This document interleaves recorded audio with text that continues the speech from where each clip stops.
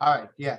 So we want to represent complex numbers on something called an argon diagram, right? So this argon diagram has two main parts, a real part and an imaginary part, just like a y and x and y axis. In order for us to represent this complex number on the argon diagram, what we do is we plot the x and y value.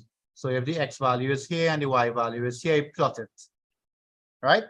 But in order to get the actual position of this complex number, what we need is its magnitude. So I'm going to show you how to get its magnitude and the angle it is relative to the positive x-axis. We call that the argument. So in order for us to get a proper plot of a complex number, we need z, right? Z is modulus of z, sorry. This is the magnitude or the modulus of z.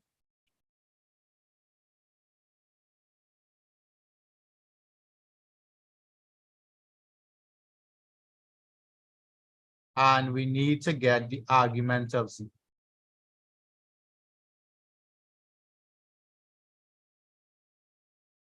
Right? I'm going to show you how to get everything, right? So in order to plot, you need those two things. You need the modulus of z and the argument of z. All right, just make a quick little note of that. Modulus represents magnitude. Argument is like the angle.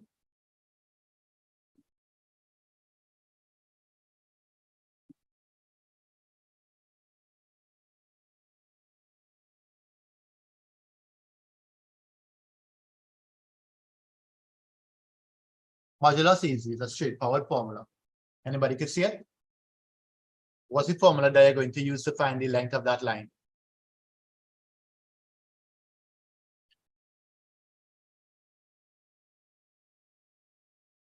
Pythagoras theorem.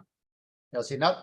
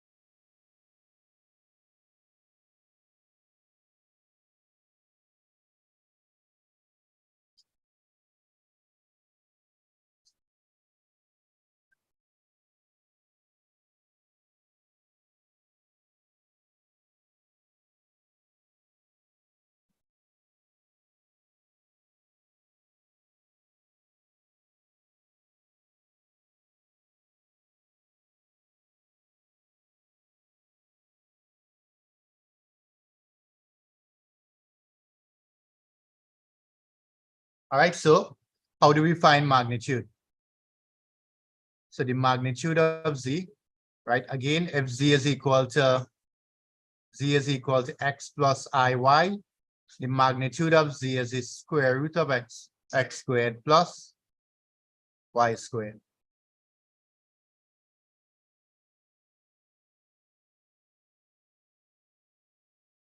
Oh, you're still copying now? All right, hold on. I'm going back there.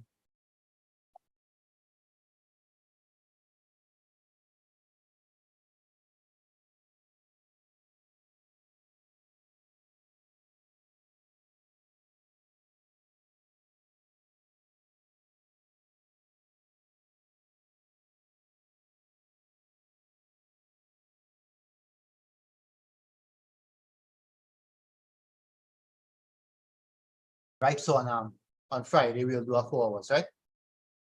With a little break in between for lunch. Online alone. All right, I'll put us survive online.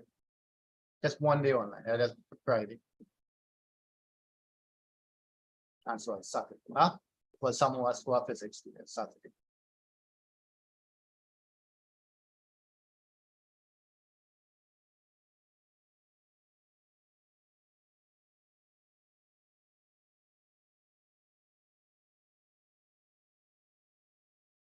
Yeah, okay. Right, magnitude is square root of x squared plus y squared, and the argument is equal to tan inverse y over x. Right, but there's something important that we need to learn about the argument, is that the argument of z, the range of it is between negative pi and pi. So it means that you're working in radians.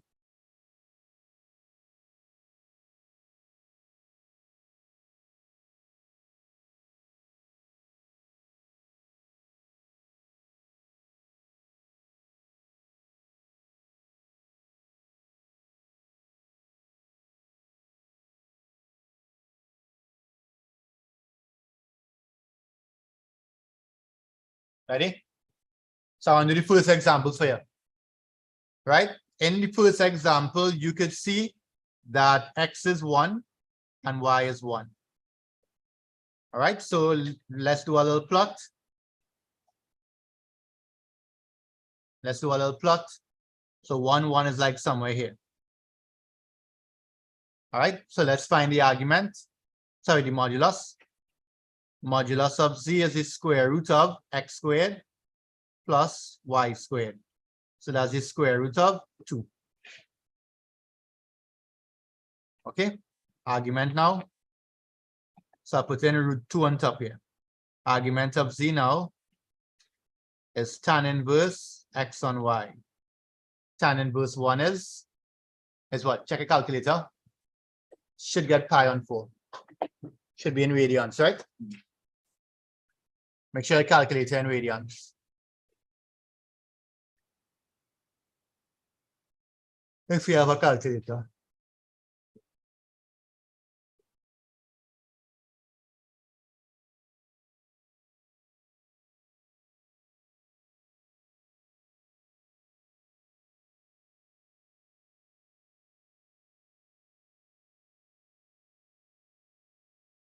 How much you got? Tan inverse 1 is what? Pi on 4, right? Yeah. Right? And you draw it like this. Tan inverse pi on 4. Copy it down. I want to go a little more in depth into argument. Go and get water. Okay.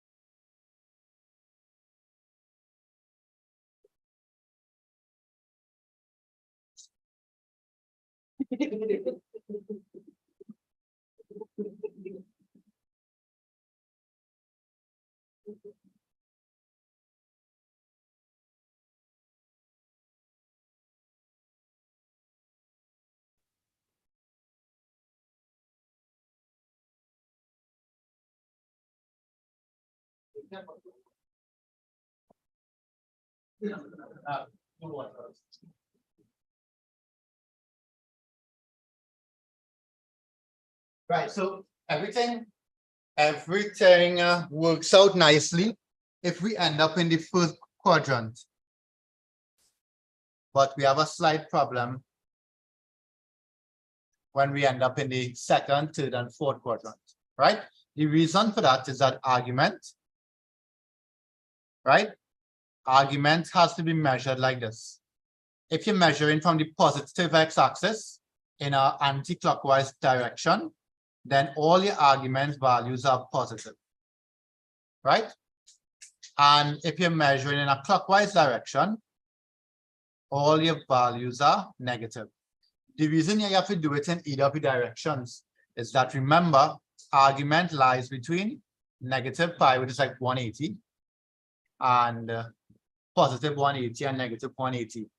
So you cannot have an argument looking like this, nor can you have an argument looking like that, right? You can't have a value bigger than pi. Are you okay with that? William is smiling to me, but he's smiling so well. Are you okay with that?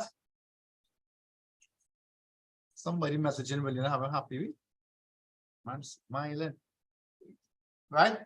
So the problem there is that we have to make sure that the argument lies between minus pi and pi. All right. So if we have something like this, oh no, all I'm saying there is Nathaniel, all I'm saying there is whenever you are measuring your argument can never be more than, right? Your argument can never be more than pi. Remember, here to here is pi on 2, here to here is pi. So anytime it goes beyond pi, right, we have to change and go in the opposite direction, because your values must never be out of this range. So for example, let's say I said, okay, here's what. Plot z is equal to, let's go second quadrant, right? Minus 1 plus I. Here, the x value is minus 1 and the y value is positive 1. So if we had to plot this, that'll be here on this side. Right, let's call that z1. Z1 will be on this side. So therefore, our argument has to be here. Right? So we had to figure out now how to get that value. So you recognize the value in the second quadrant, right? Our argument here, argument of z is in the second quadrant. How are we getting that value? So to get the value,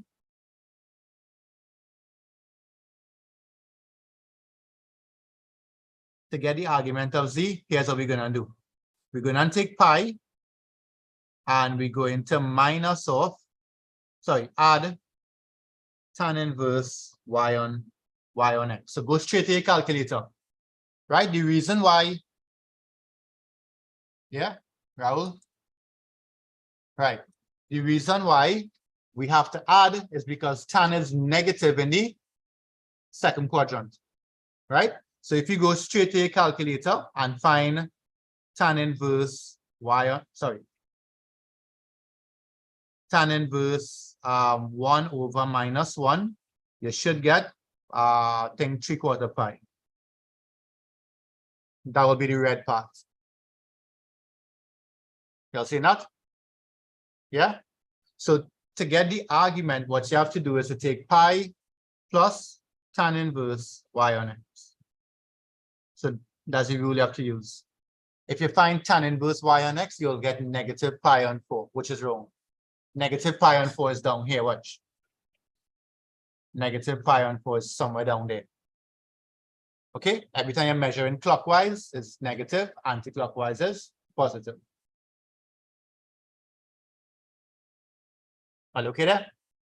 Yeah? Sure.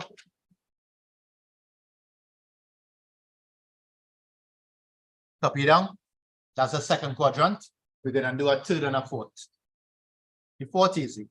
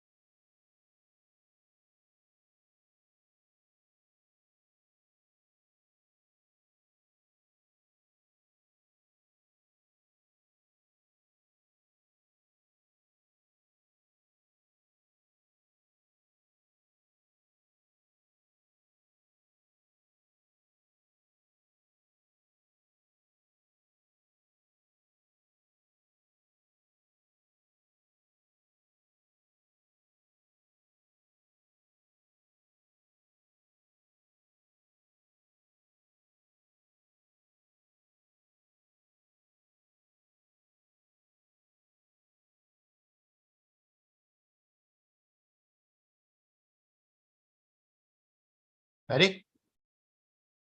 Let's go third quadrant now. Let's see if we can work out this. Z2 is equal to minus 1 minus I. So we know that third quadrant is all the way down here. All right? So question, would you measure the argument clockwise or anti-clockwise? Would you measure it anti-clockwise or clockwise? Clockwise, right? Clockwise, because you want it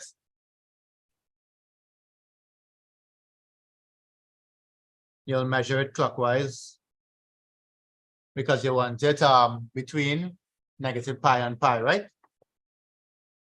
So the argument of Z is in the third quadrant. Anybody have any ideas what we could do? I want to get it, the value has to be negative. What to do? I want you to try to figure out your own general formula. The value have to be negative. Right? What can you do? Think about it. Tan inverse -1 on -1 is what? A positive value or negative value? Huh? Positive. Third quadrant, right? Tan positive there. So what to do? Your overall answer has to be negative. So what you could do if your overall answer have to be negative? We're trying to make up a general formula, just like the one in the box on top.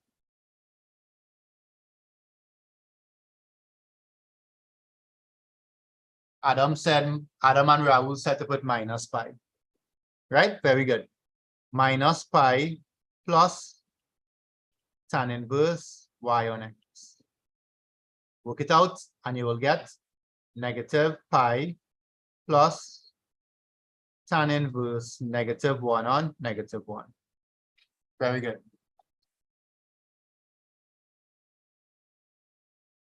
Not sure if I can squeeze it in here, but the answer is minus 3/4 pi.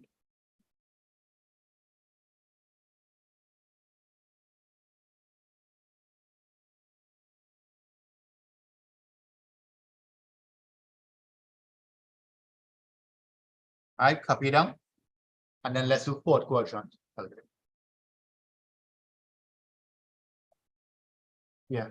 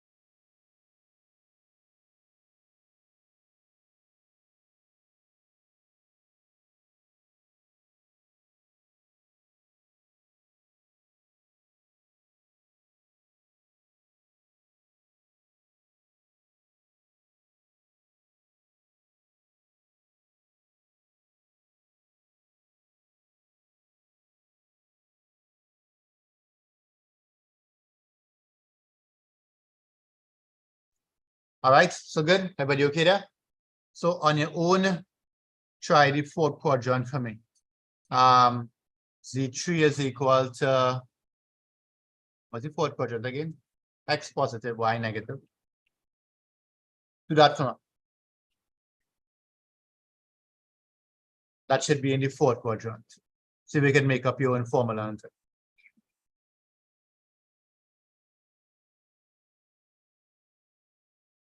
They all have the same magnitude, so I left that out, right?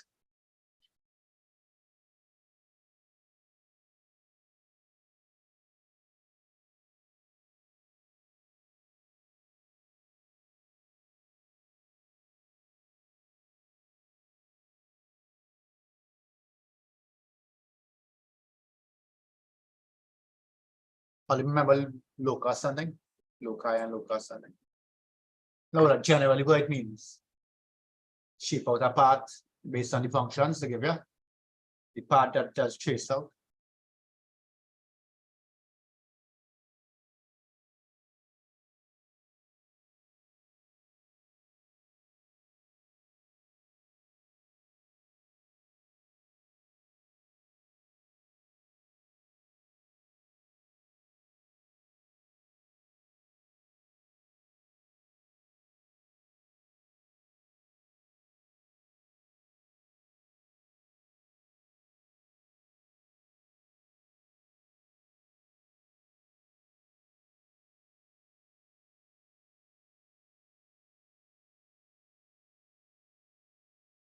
Right, so work out Z3, that's the fourth quadrant. Of course, you have to figure out your own little formula right there.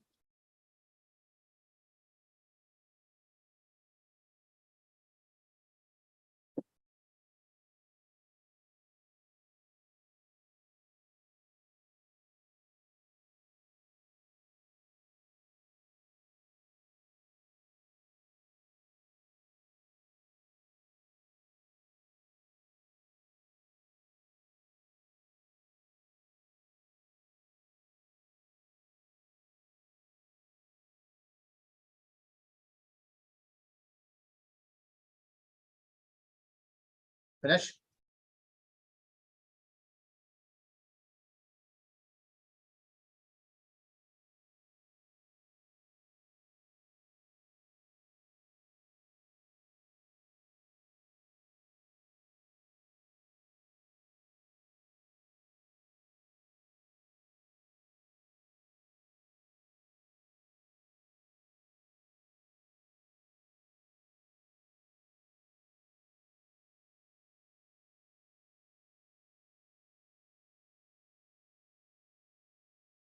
Argument is here. Right, so argument will be measured clockwise. So the argument of Z, what you'll use?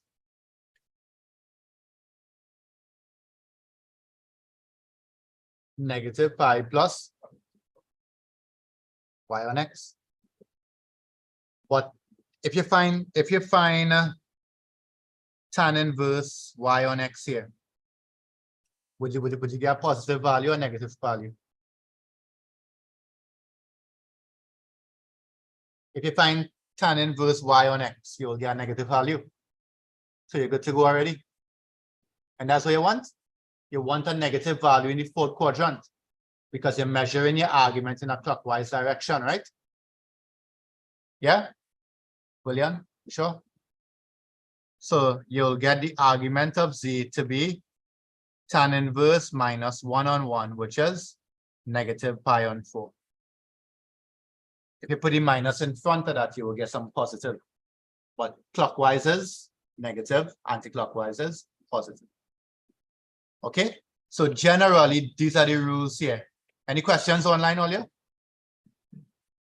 Generally, these are your rules.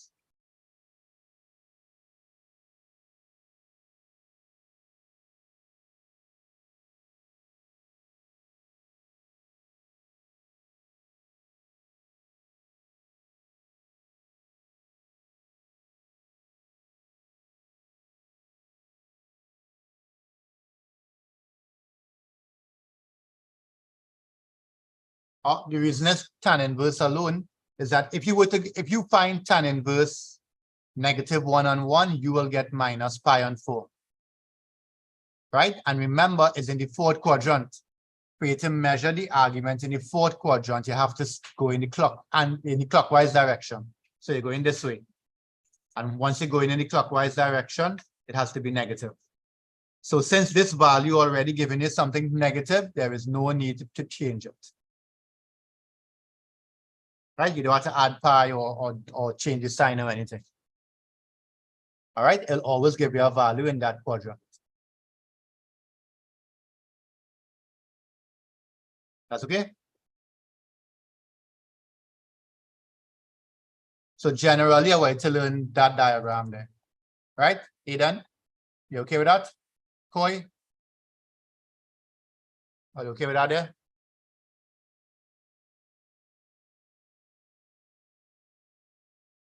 All right, nice. Let's try a few more to make sure you understand it. And then we'll make it a little more complicated, right? Andy, you all right? You sure?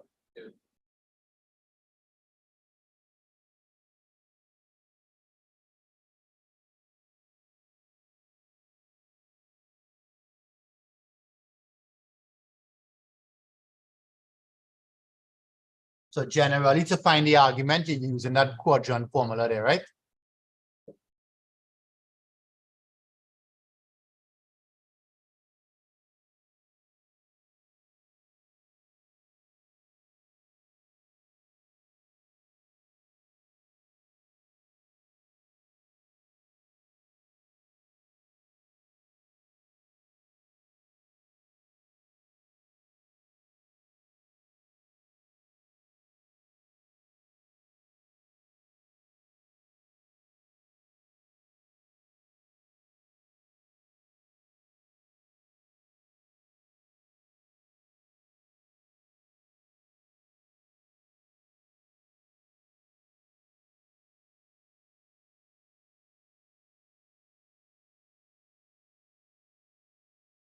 Right?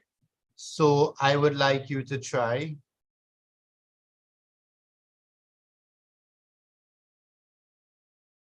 I want to just sketch the full thing from a sketch z is equal to 1 minus root 3i. Sketch out, please. 1 minus root 3i. So you need everything, right? Argument, modulus, everything.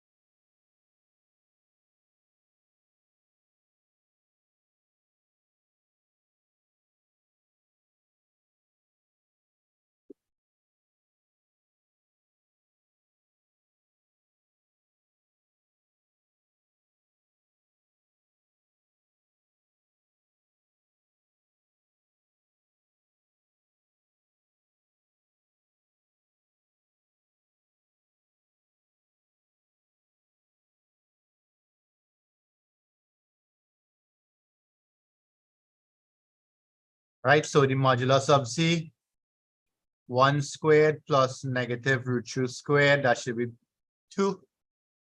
All you get that? 2 for the first part. Go ahead, find the argument. So now you just have to use the formula, right? Fourth quadrant, use the formula for fourth quadrant and equal to.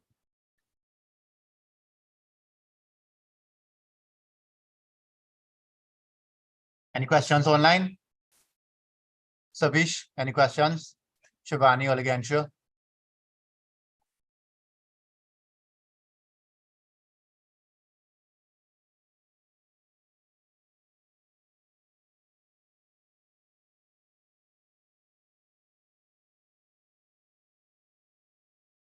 Okay, go ahead. Get you. You work out the argument already? I'll wait on you.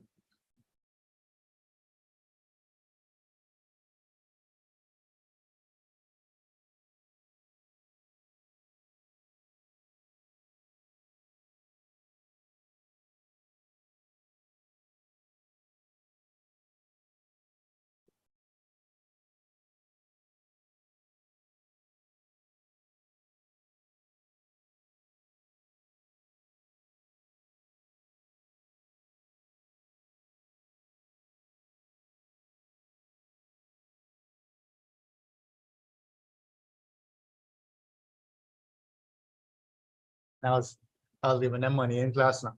If they get some right, I get them money. Huh? No, who are the most money in the end when? And you will get some free in the cafe or something.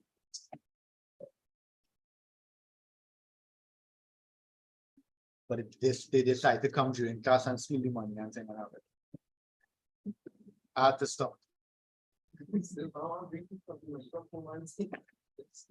That's the problem. So the argument is what? The argument we use in fourth quadrant, tan inverse minus root 3 on 1. And you will get negative pi on 3, negative pi on 3. Good to go? Nice. Everybody hang out? I can make it a little more difficult now. Yeah? Okay. So you have to remember what to do. It combines what we did last week and this week. Any questions online? Last class now, last class. You know what I mean? Last class. Not last week, last class.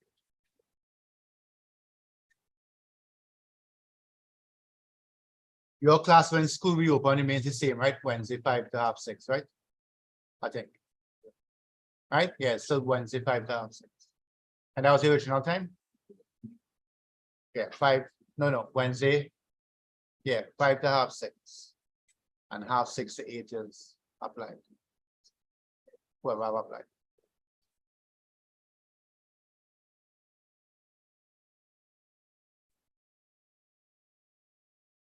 Wait, that's something wrong.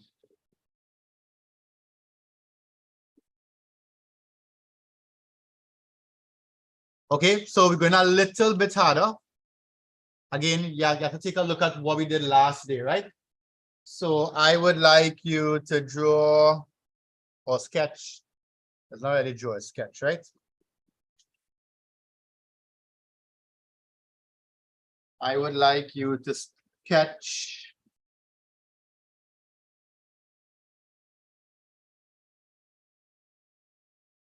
Z is equal to 1 plus I over 1 minus I.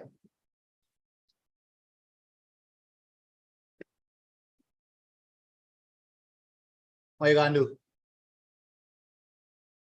What's the first thing you will do? Multiply by the conjugate, right? Over itself. Okay, so you have to kind of like realize it, make it all real.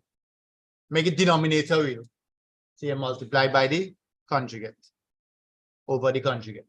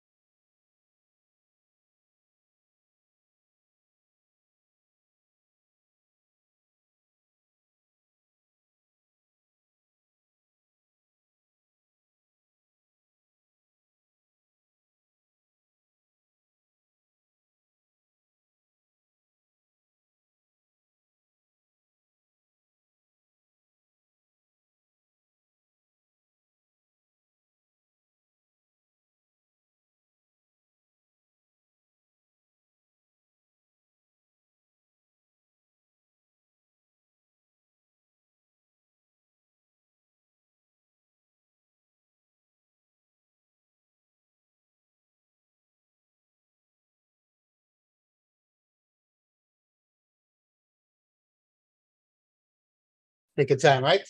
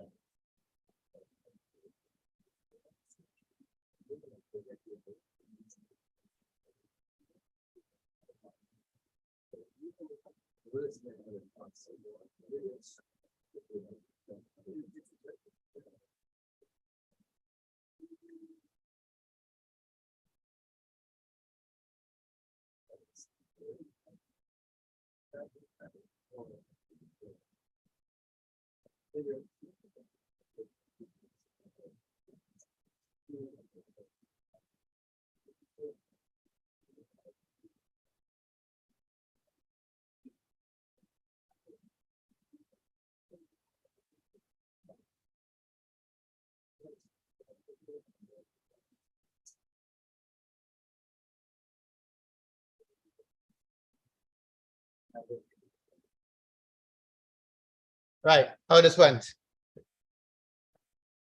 Firstly, what you all got pretty simplified value.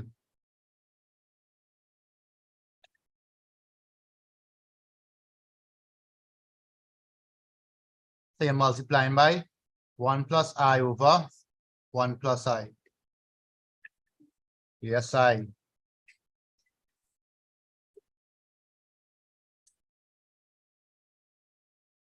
One plus I minus I squared, sorry, plus I squared all over 1 squared plus. So that will cancel. So again, 2I over 2, which is I. That's okay? All you got that for Z? So Z is equal to 0 plus I. Okay? The X is 0 and the Y is that. So the value is where? Value is X is 0, Y is I, somewhere here.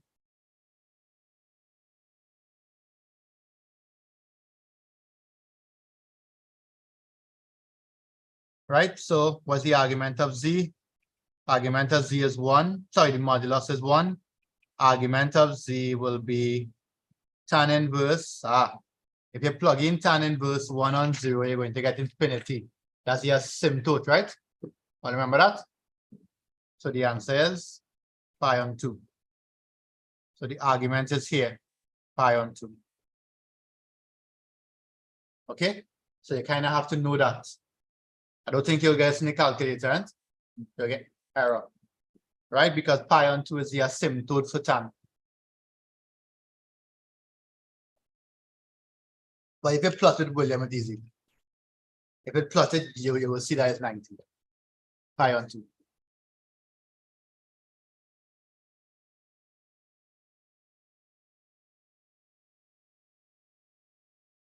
Any questions online? Raul, you'll see that?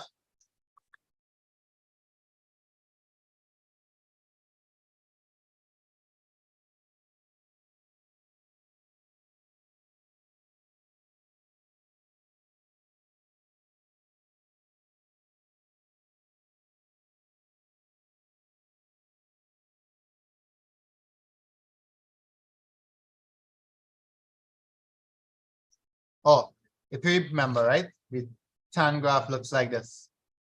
And here is when X is pi on 2.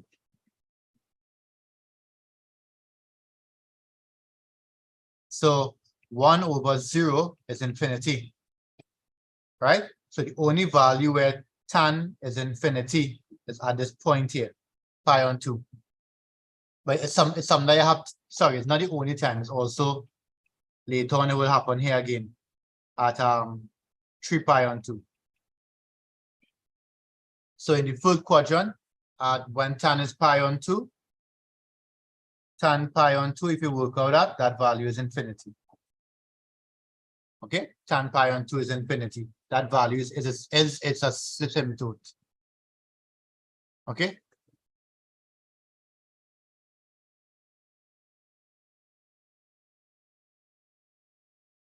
Right, nice. One more thing. Let's try one more, and then I will show you something else.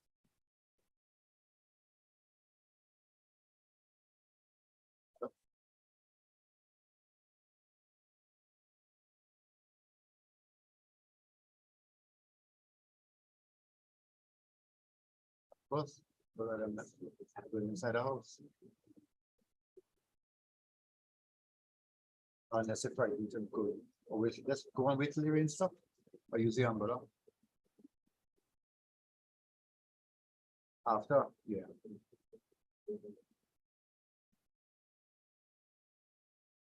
Okay. Earlier, usual thing was written. Mine.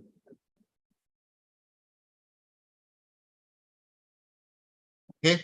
Let's try one more. I want to show you something with this one. All right, now I'll show you that something.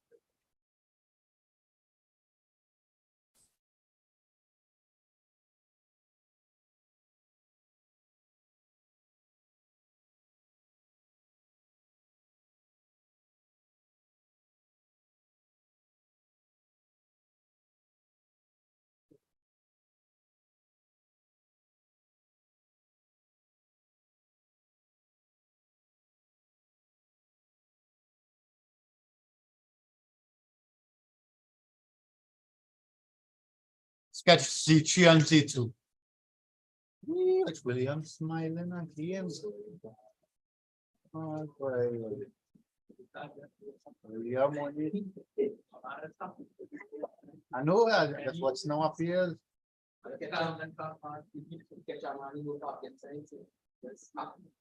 Happy.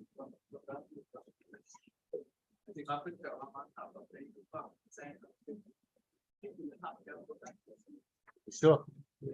So that the man have said and have something.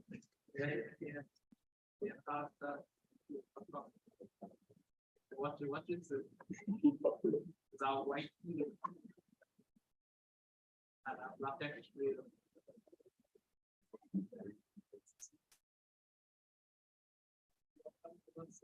Huh? That's the outcome. So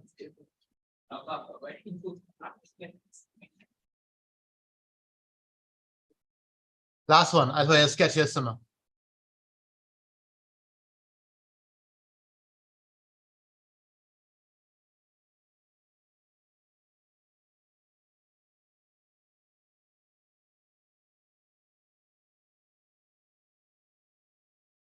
Last one like this.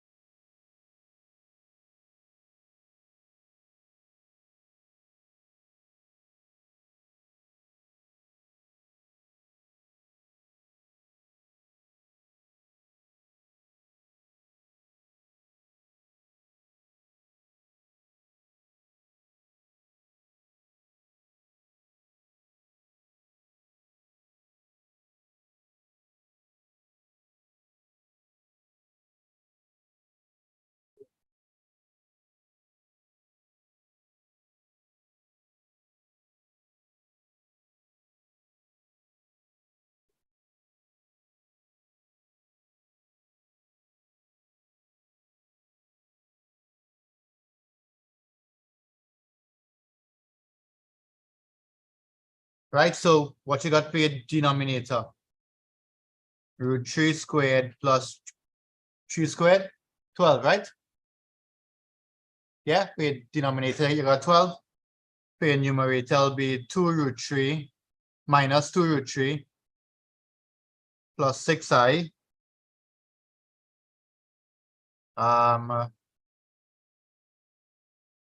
Plus 2 root 3i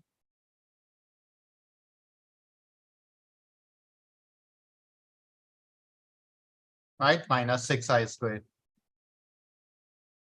Right, I was just checking to see if something canceled it. It didn't cancel.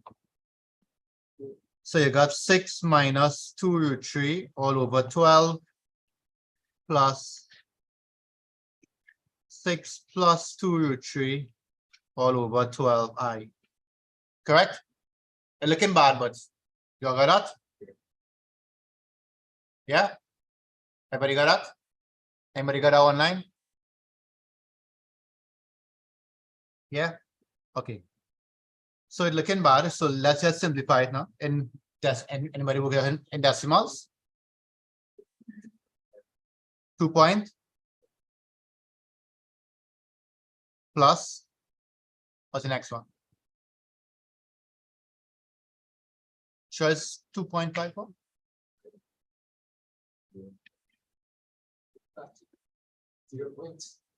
0 point. Yeah, it should be something like that. 0.21, 0.211 and plus 0.789. Okay. So that's what Z2 and Z3 is. Not the best numbers, but that's what we had to work with, right? We could find the modulus. Square root of 0.211 squared plus 0.789. How much is that? Oh, you're not working though. And then find the argument one time. Is this first quadrant or fourth quadrant? Positive, positive, right? So it's first, right? So it's tan inverse 0.789 all over 0.211. Right? So what you get for each one?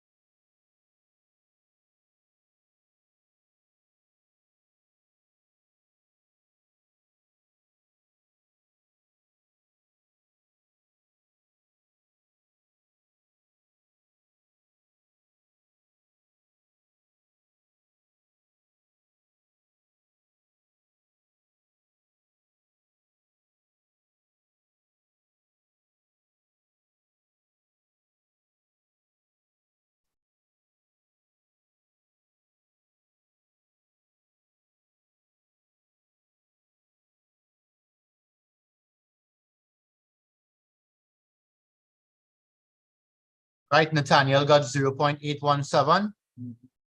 Yeah. And was tan inverse. How much? 1.3. Right. Right. So, but you see how bad those values turned out? So there's a next way to do it. Huh? You okay with this way? Right. So there's a next way you can do it. If you have Z1, right, over Z2, if you have to divide Z1 and Z2 and you want to find the modulus, all you have to do is find the modulus of Z1 separately and divided by the modulus of Z2 separately. and you'll get the answer. So if you work out Z2 in this case and Z3 modulus and divide them, you will get the same answer. Right? Might be easier. Argument on the other hand, if you have to find the argument of Z1 over Z2, then you could simply find the argument of Z1 and minus the argument of Z2. Right? When we do the indice formatting, you will see how where these rules came from. Exponential and polar form, you will see where these rules came from. No, it's easy, it's just finding the modulus of Z1 and Z2. But you could choose anyone because you'll give it the same thing. All right, so this is rule number 1 here. And number 2, if we multiply in it, Z1 multiplied by Z2, then find the modulus of Z1 and the modulus of Z2 separately. If it's the argument, then you find the argument of Z1 and add it to the argument of Z2. Divide, subtract, multiply, add. Just like logs and indices and thing, right? That's where it came from, those rules. I'll show you that the next time.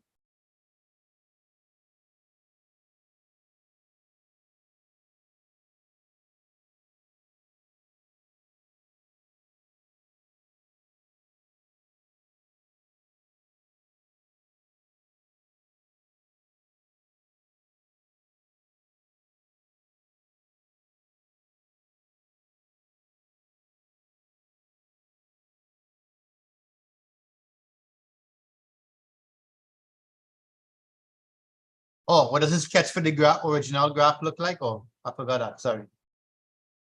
This sketch is right here. That's Z3 on Z2. Here is 1.3, and the argument is 0.8. Right, because we have the modulus and the argument here.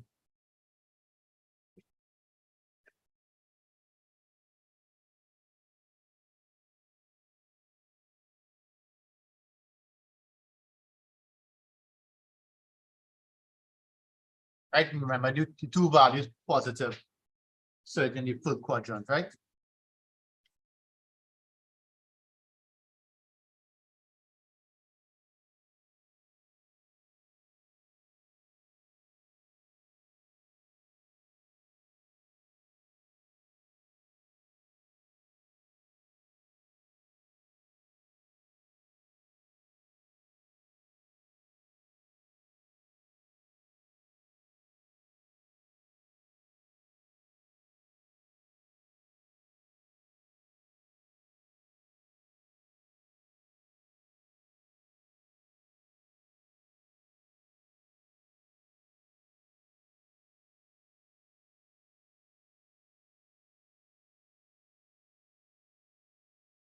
Are you okay there? Okay. So now we learn we okay with modulus and we okay with argument, right? Yeah, online, Jenna.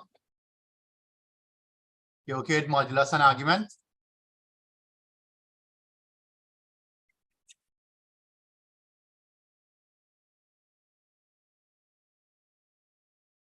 So now we want to take a look at, we want to convert now. We want to take the Cartesian form of a complex number,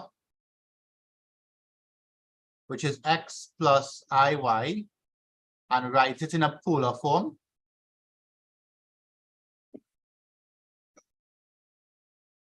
And write it in a polar form, which is r by cosine theta plus I sine theta, and in an exponential form. REI theta. All you need to figure out is what is R. R is the modulus. And what theta? Theta is the argument.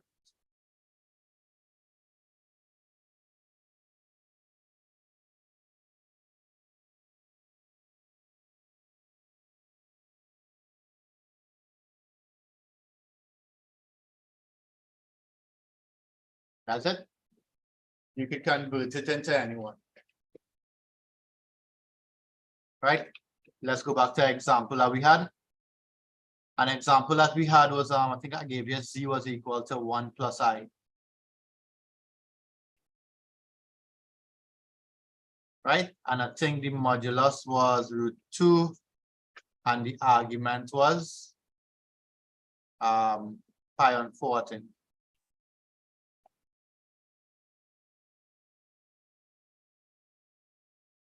So what will be the polar form? The polar form will be r, which is √2, open brackets, cosine theta, which is pi on 4, plus I sine pi on 4. Right? Because you'll be able to see clearly here that this is your r and this is your theta.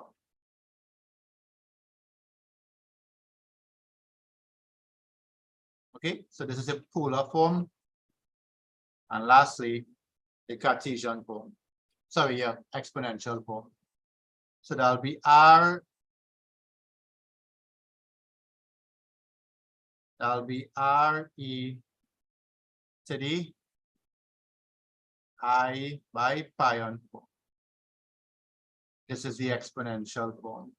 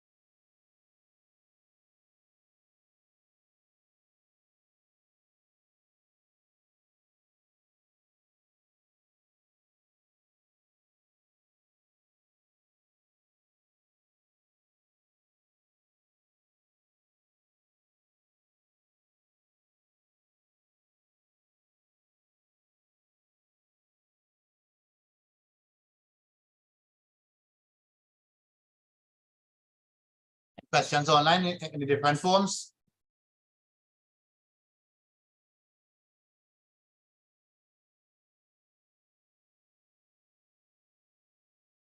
Everybody okay with the different forms? Andy? Wait, Andy, your name now here? Aslan.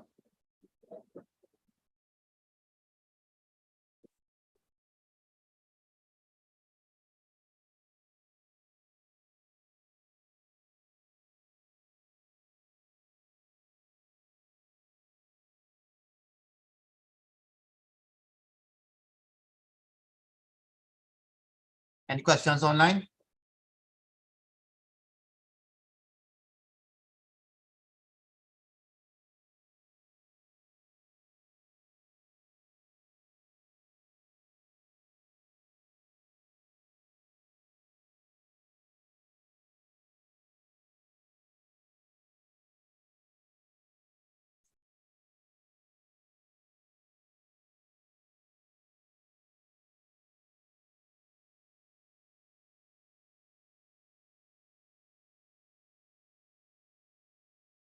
But okay, nice.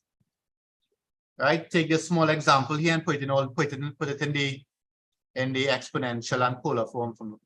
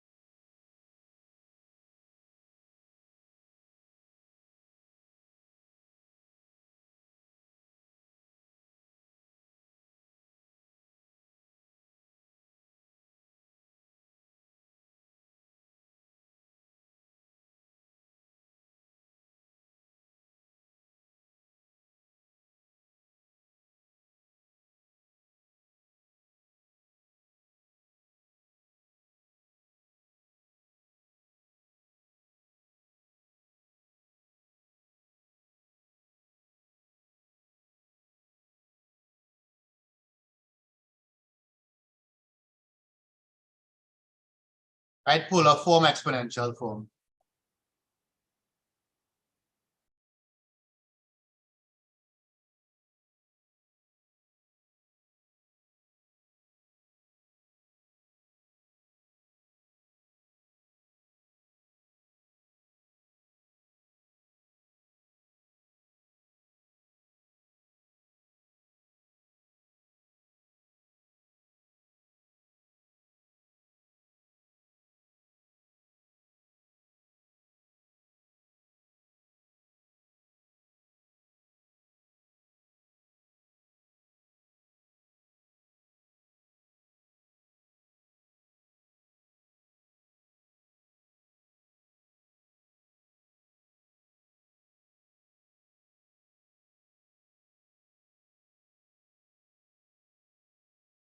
Right? You want to break or okay? All okay? I cannot start late. I'll give you a small break.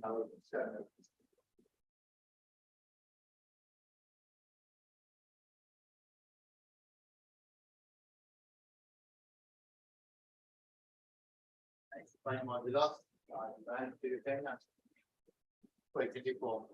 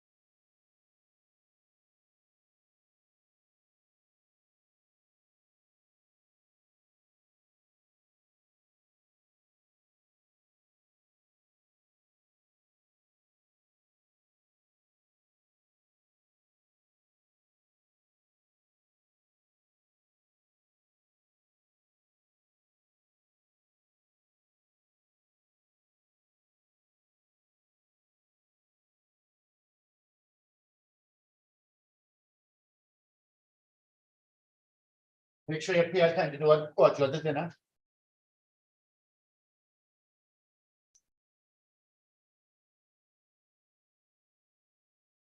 Right, just to make sure I get the right argument.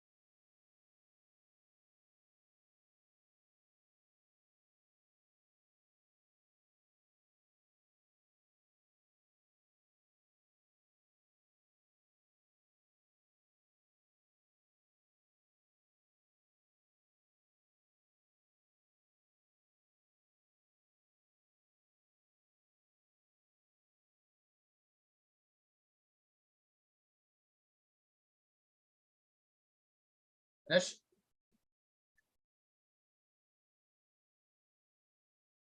So the modulus is what? square root of 2 squared plus root 2 squared. 4 plus 2, that's root 6, right?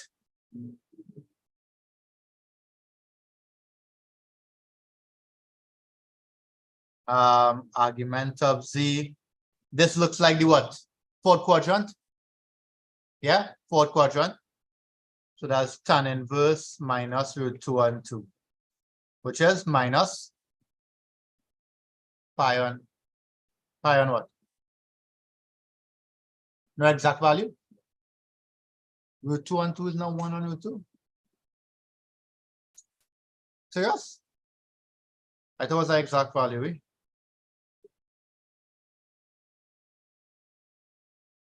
Oh, it's tan. My bad. Sorry, I think about something else. Minus 0.615. So therefore, the polar form is z is equal to root 6, open brackets, cos minus 0.615 plus I sine minus 0.615. And then the exponential form. Exponential form is z is equal to root 6e minus 0.615 I.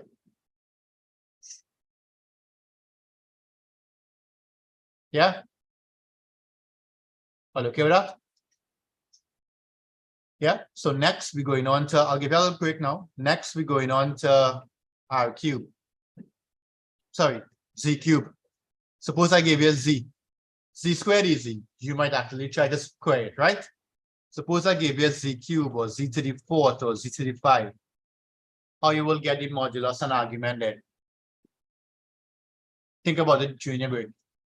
When we come back, we start writing. All right, take a, how long? 10 good? 10 good? 10 minutes.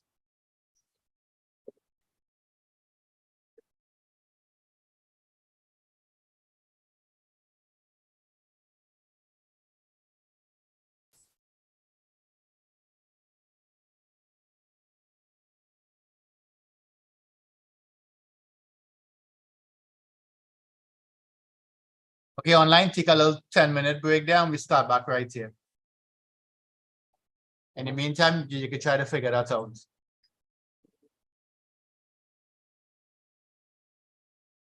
All right, no problem. Right, so I'll continue with this and I'm moving on to something called the Morse theorem. Go anyhow, so.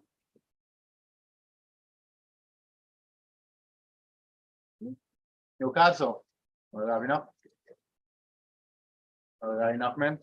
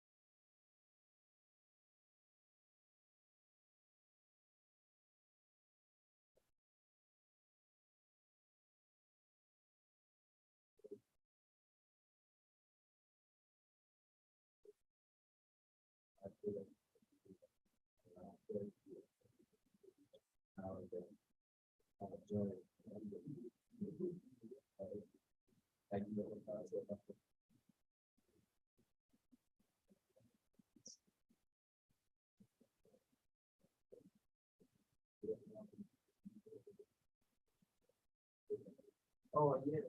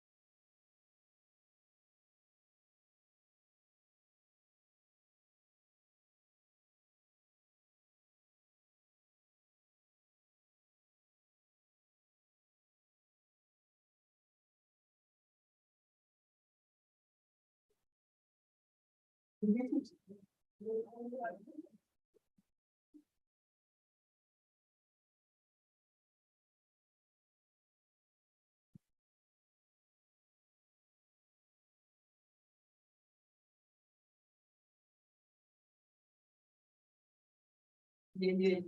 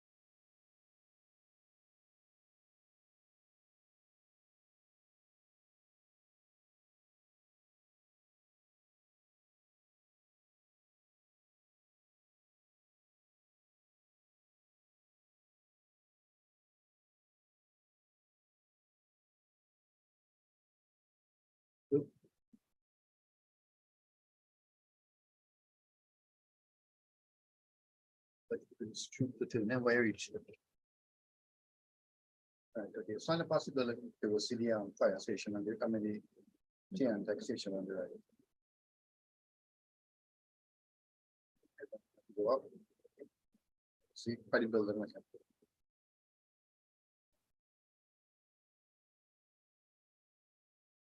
Take your time, Tim. Take your time, I don't want to pull out. Yeah, that's.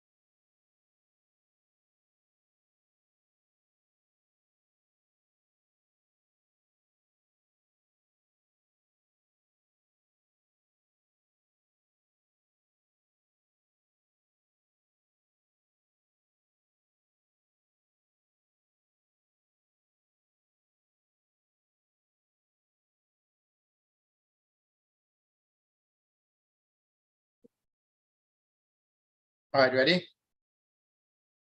I jump back here now.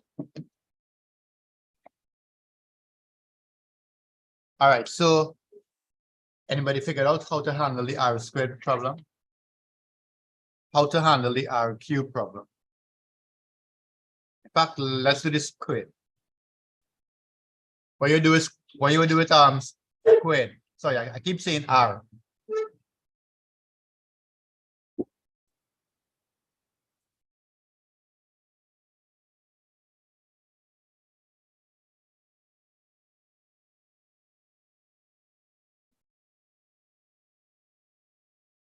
Yeah. Oh, that, yeah, forget. So if z is equal to x plus I, y, what do you think z squared will be? You could actually multiply that out, right? So that'll be z by z. And then do the whole long thing. Or what we could do. Because when you reach cube and 4 and 5, you don't want to have to multiply out all these z's. Which form you think might be the best form for us to use here? Which one? Exponential. Very good. The exponential form is r is equal to I theta. R is equal to I theta. When you multiply the r by the r, you'll get r squared. And what will happen with the powers there? Just add them. So you'll get 2 theta I. Correct? Yeah, you add in I theta plus I theta, and you'll get 2 theta I. Okay, same base and you're adding, right? Adding the powers. Well, okay there? What would ZQ be? That'll be z by z, which will be ri theta by re to the I theta by re to the I theta. But of course, you don't want to do all of that. So you'll simply end up with r cube e 3 theta I.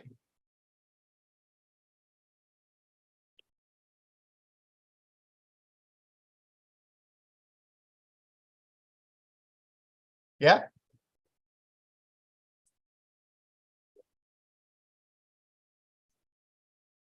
All okay with that? All okay with that? You're seeing what we did a little while ago? Whenever you're multiplying, what you do with the modulus? And here's multiplying separate moduli. Modulus. I never say that right. But when we had z1 multiplied by z2, and we said that the modulus for that would have been z1 by z2 separately. Brilliant. So you're multiplying, right? And what you're doing with the argument. Remember what we did? We add, right? Very good, we add. So I would like a general formula. I would like a general formula for Zn. What would it be?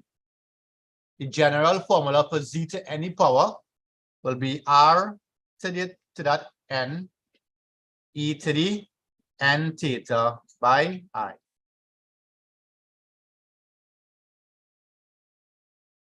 So that's exactly what we did a little while ago.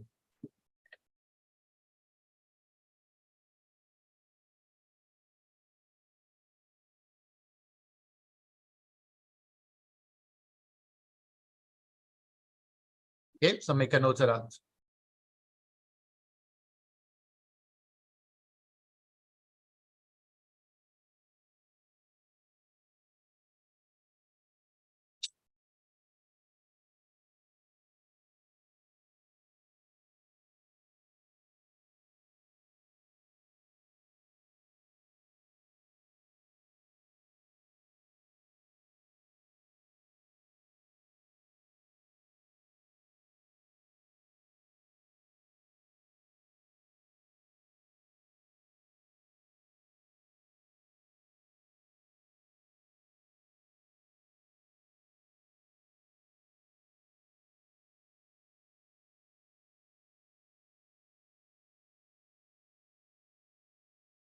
Right, so what we're looking at here, what you're looking at here is also the Morse theorem, right?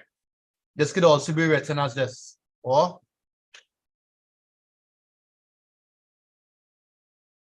in polar form, do me a favor now, just write that in polar form from a place. That was the exponential form. Write it in polar form, please. Online, you all there still? Elon, you all there still, right? Adam Knight.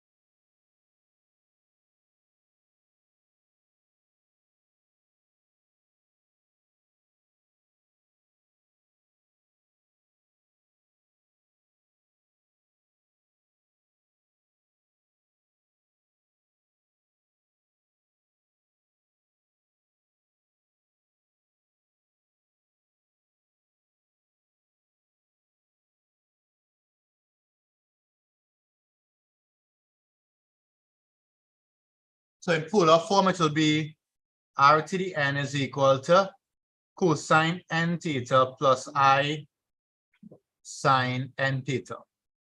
Okay, and what that brings us to is something called the Morse theorem. All right, I want to show you this on the board. I want to show you this on the board before. There's one example I want to do.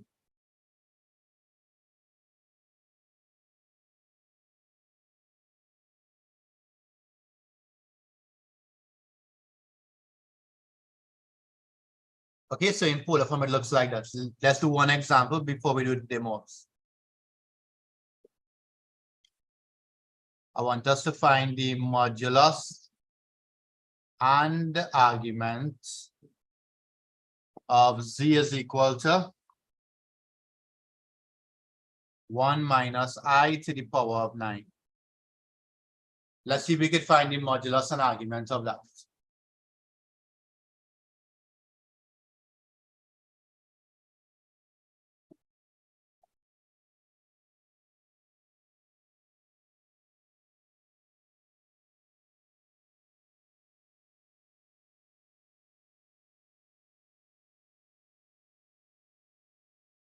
Modulus and argument of 1 minus I to the power of 9.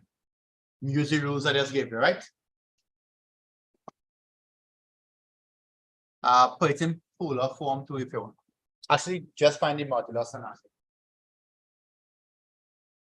Find the modulus and argument.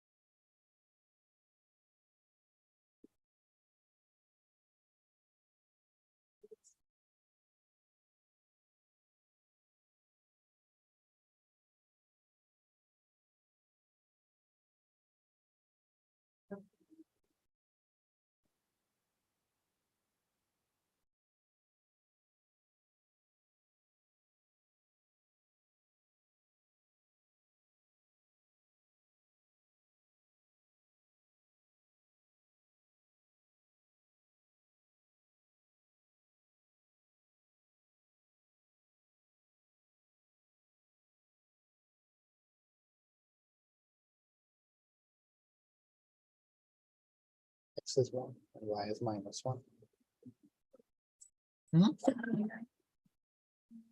You do that after. Using the rule for that after. N is like 9. So X is 1, y is -1, and N is 9. Right?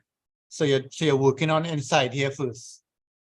So the modulus of 1 minus I is the square root of 1 squared plus -1 squared. So that's root 2. And the argument of 1 minus I is which quadrant is that? That's the fourth quadrant. So that'll be tan inverse -1 on 1. So that's what? Negative pi on 4. Yeah. So therefore, z, right, which is to the power of 9, to the power of 9, it will be, remember, it will be r to the 9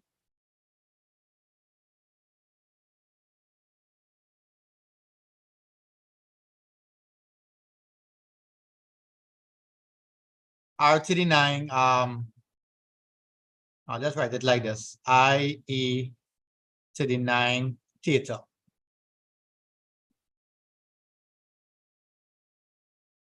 Okay, so we have one slight problem. When we put z in here, the modulus is now, the modulus of z is root 2 to the power of 9. That's okay? Everything okay with that? Right? Everything is okay with that. You're technically getting 2 to the 9 on 2, right? Whatever value is that, right? It don't matter what value is that, right? But when you have to find the argument of z, remember that will be 9 multiplied by minus pi on 4, which is minus 9 pi on 4. Is that in the range? Is that in the range?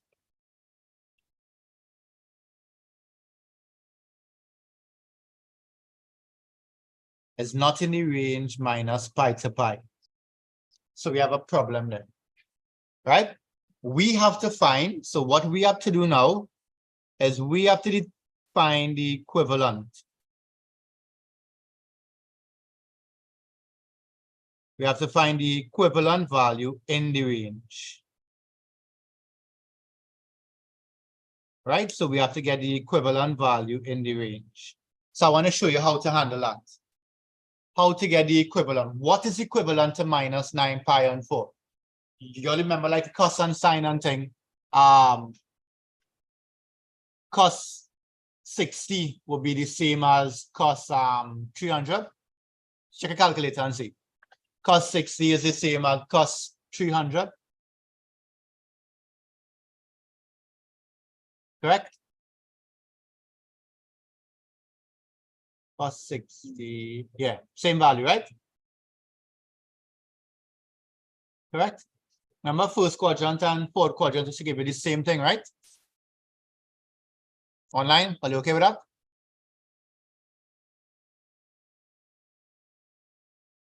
Yeah, same value. Okay, so here's what we need. We need the equivalent of minus 9 pi on 4, right? So I want to show you how to get the equivalent of minus 9 pi on 4. What is here, right? Minus 9 pi on 4 is 2.25, 2 and a quarter, right? Correct? 9 on 4 is 2 and a quarter. All right, so what you're saying? What shall you just do it, right? Minus 9 pi on 4. So starting here, that's pi on 2. Here, pi, that's okay. 3 pi on 2, 2 pi. Correct? I'm trying to reach 9 pi on 4, right? So here will be 2 and a quarter pi. Are you okay with that? I'm gonna start over in case I lost you. So I'm trying to actually draw what minus 9 pi on 4 will look like. Pi on 2, negative pi on 2, negative pi, negative 3 pi on 2, negative 2 pi, right? Negative 9 pi on 4, which is negative 2 1/4, will be somewhere right here.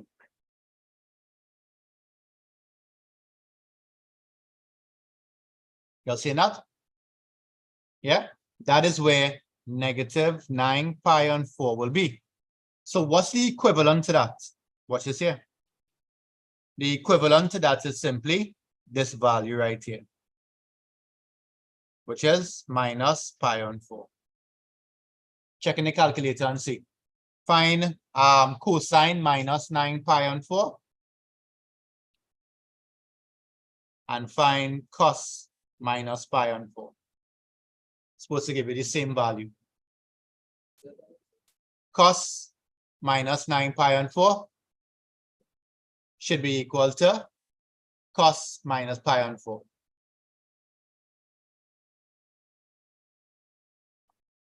Yeah? All okay with that? So you have to do a little sketch. Right? Let's just pretend. We're just pretending. Pretend the sketch took you here. It stopped right here. Then this would have been the answer.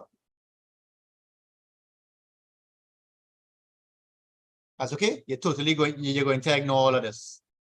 Because that's one cycle ago. You're okay with that? That was one cycle ago. So the equivalent is the remaining part. Right? I think you would have done this when you had to find cos 2x is equal to something. And you have double the range and you keep adding 2 pi. So technically we minusing 2 pi all the time. All okay with that? I want to do a few more because some people, this will be a little bit hard for some, right? Online, are you okay with that? So the equivalent of minus 9 pi on 4 is pi on 4.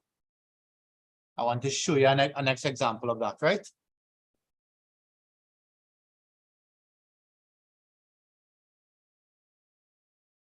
Copy it down and then go back here. Oh, wait, no more slides. Right, go back here and write the argument is minus pi on 4.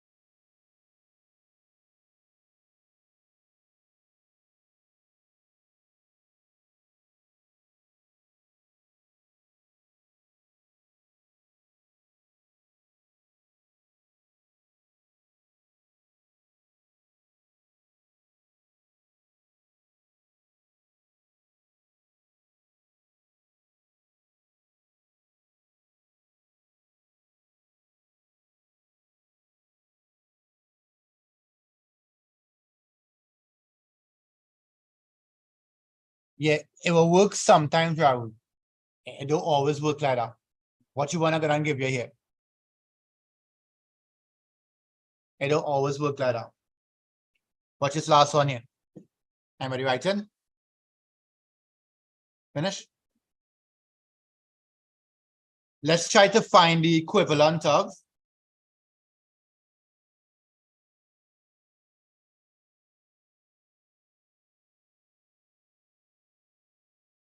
right? Find the equivalent here of 21 pi on 4. You try it first. What's the equivalent of 21 pi on 4?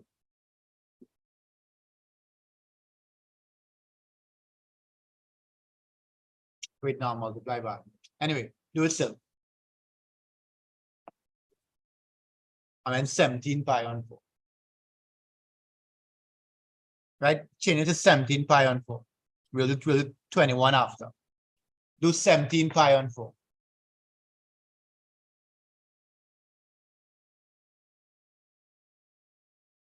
What's the equivalent of 17 pi on 4?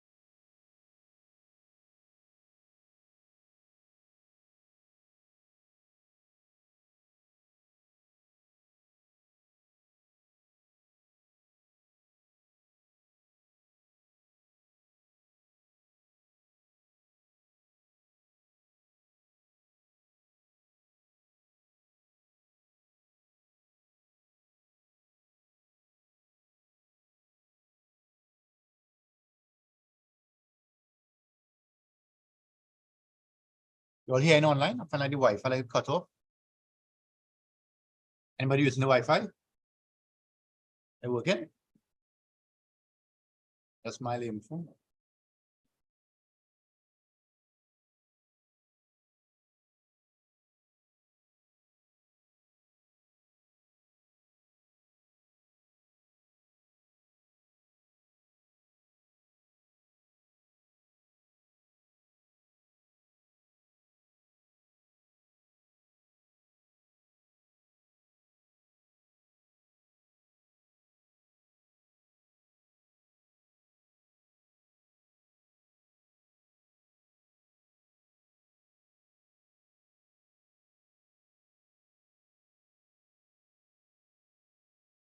How much you'll get online message? William, how much you get? Online, keep messaging.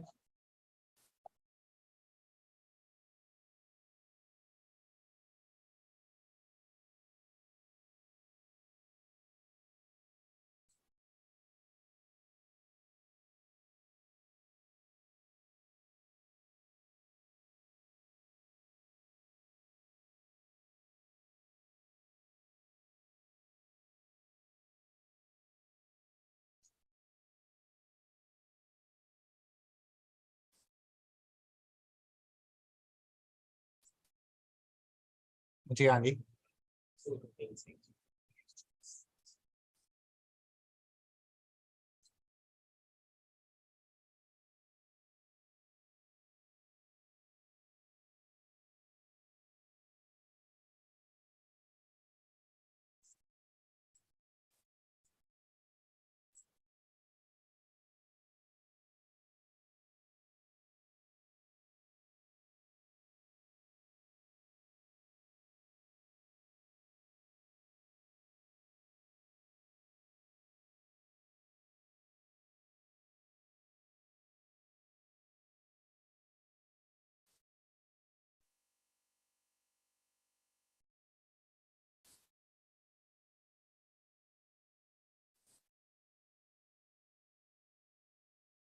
You get it now?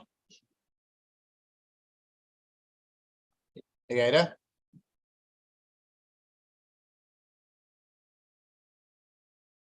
What you got? Pi on 4 sounding good. Because it's positive, we're going anti-clockwise, right? Because it's positive, we're going 1, 2 pi, 3 pi, 4 pi. And a quarter will be like somewhere here. Right? So it will be somewhere here, which is pi on 4. So this is equivalent to pi on 4, right? Raul? So you see, it wouldn't always be the same thing.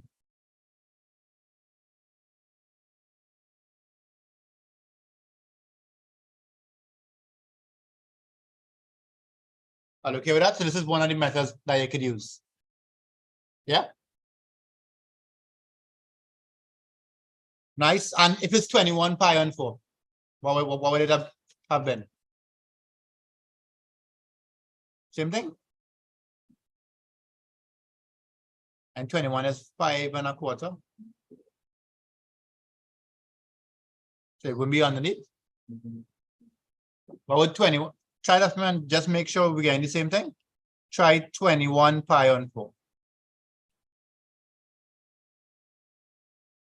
It should be different, I think.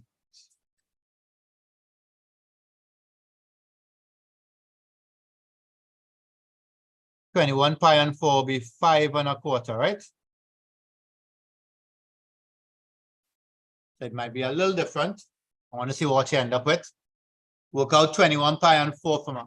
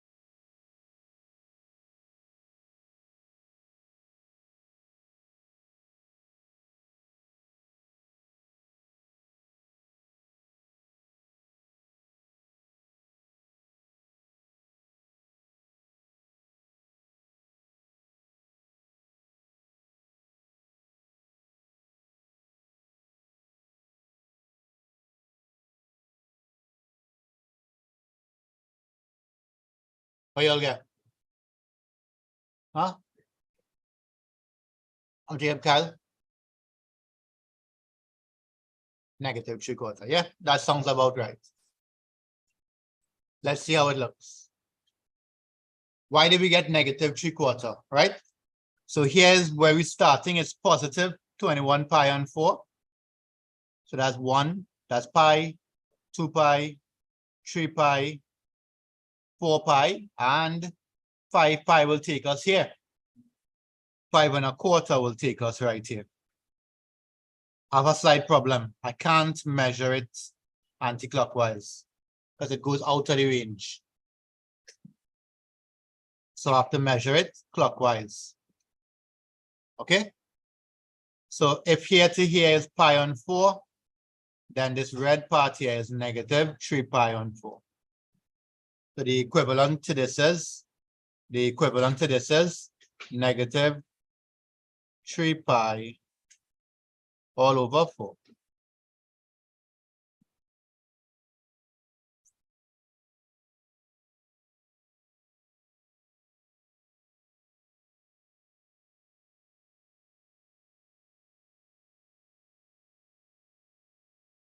Okay, nice.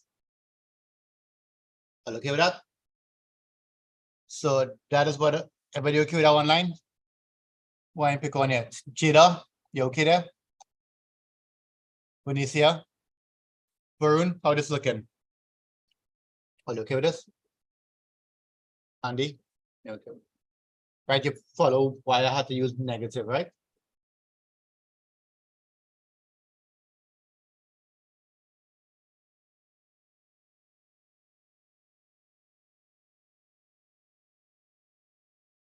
Shibara, you okay with this? Okay, next. Well, I can't show you the Morse theorem right now, but I want to show you how to use something called binomial expansion. Normally, I'll make you watch a video for homework, but I wouldn't do it, so I'll just show you one time. Right, William? I'll do it one time. Anybody write in there?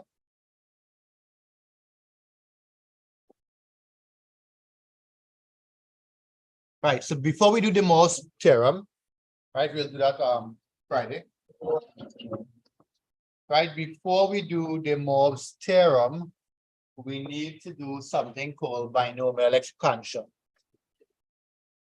Right? But get a little charge here in the meantime. Right, so what is binomial expansion, right? Everybody can expand this.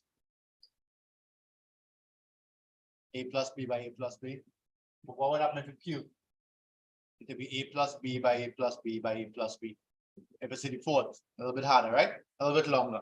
Well, there's an expansion called binomial expansion that allows you to expand these things out. Okay, you do have to learn the expansion offhand because it's in your formula booklet, right?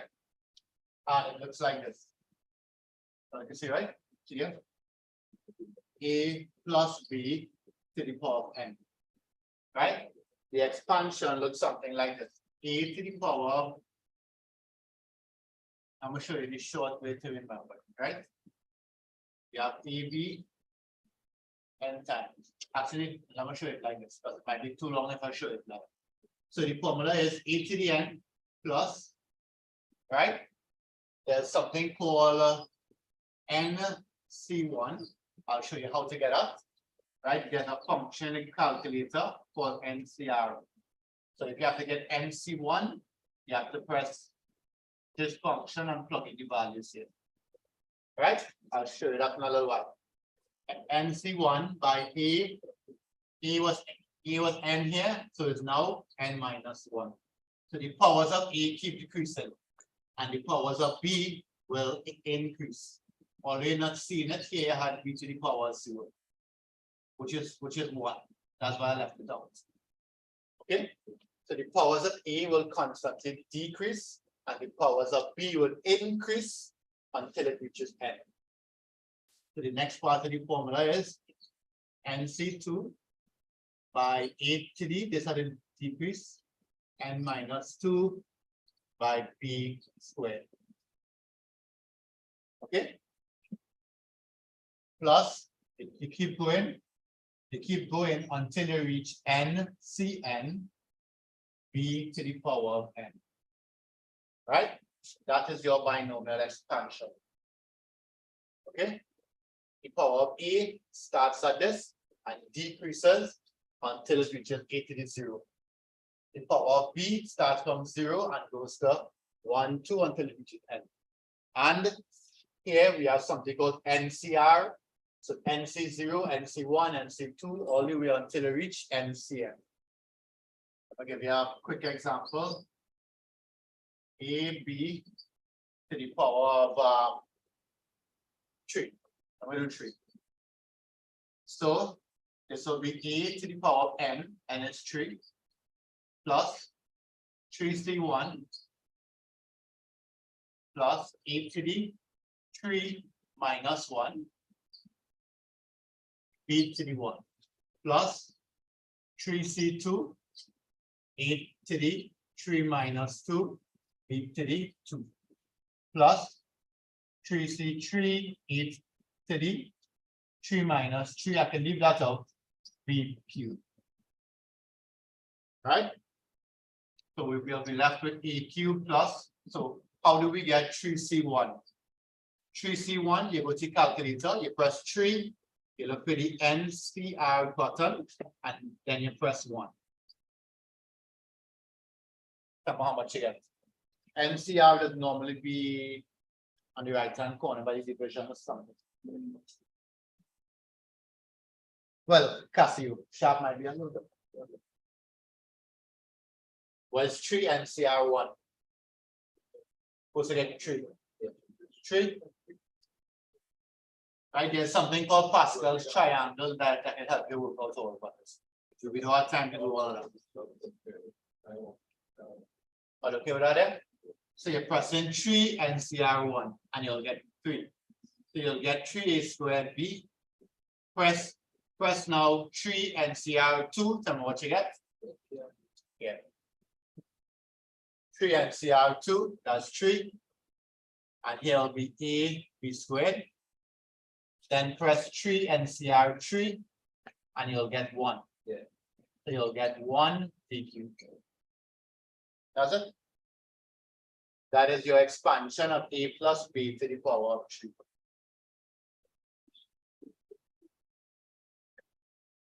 Any questions online with the binomial expansion there?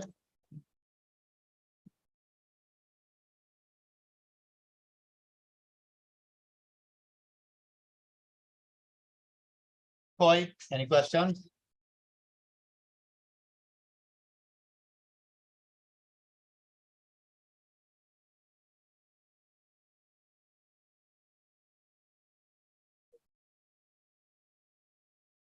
What?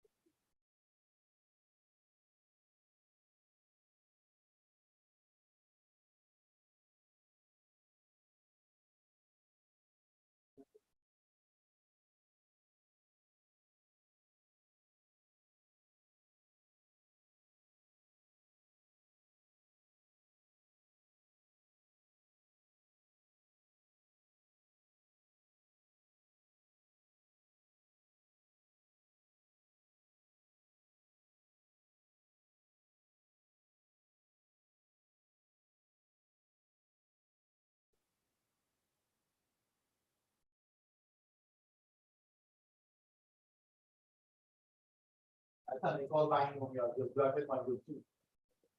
Right, very easily now.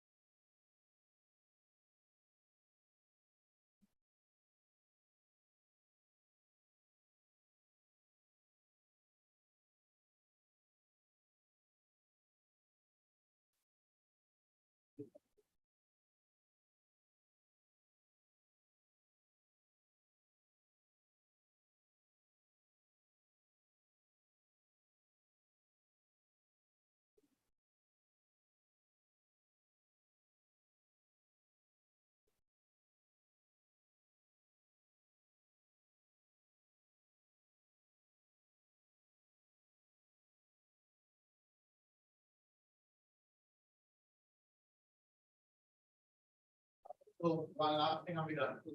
Do a plus b to the power of 4. Right, so I would like you, all we are going to do now is instead of a and b, we are going to do sine and cos. That's all. And we are going to expand it out. So instead of a and b, a will be cos theta and b will be I sine theta. So remember, you keep asking me, William, why we need to learn I to the 4, I to the 5 and thing. Here's why.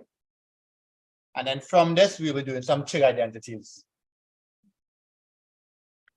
So it's a little long and boring, but easy marks. Right, expand this, please. A plus b to the power of 4 and we're done. So we have the Morse theorem to do, and then we have past papers to do in this. Right, we have past papers to do in this. And that's the end of complex number. Originally, we have no type.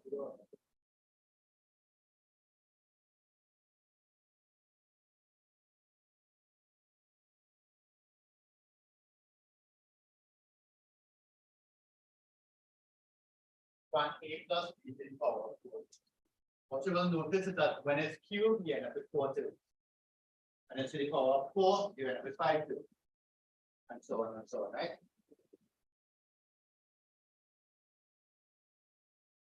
Take your time, make sure you see it flowing, right? 3 to 2 to 1 to 0. Right? 0 to 1 to 2 to 3. Make sure your power's going up.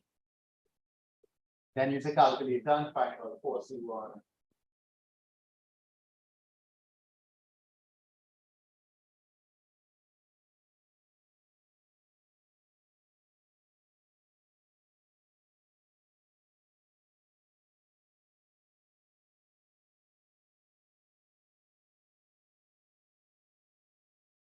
The plus is 3 hours, I'm not looking. I'm not looking tired on that.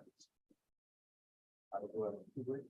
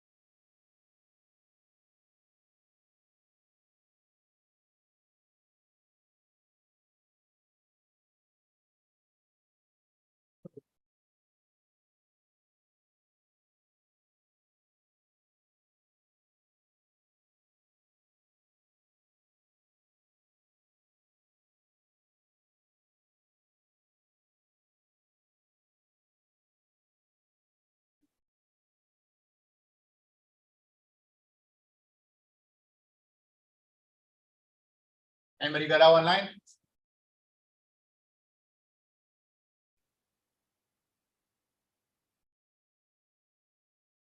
Right. Yeah, you got that? Right, so as I said, next day, all we're going to do, hopefully you remember this, and all we're going to do is instead of A, you're going to have cosine theta plus I sine theta. Right? This will be a A, so everywhere you have A, you put in the C. This will be a B, so everywhere you have B, put in this. Right? So when you have B to the power 4, it will be I to the power 4 sine to the power 4. You have to remember what I to the power 4. Replace it, and then I'll show you how to compare the real and imaginary parts. Okay, we'll stop there for today. Next day, we'll move into the Morse theorem and loci and finish up module 2. Finish up complex numbers. Next week, we try to do differentiation, but we might do that. Finish up complex numbers Friday, and then focus on differentiation next week. Differentiation, and we good to go. We leave integration for September. First day of school we start. First week of school we start. Okay, so that's it. Y'all could log out. Add mass, pure mass people.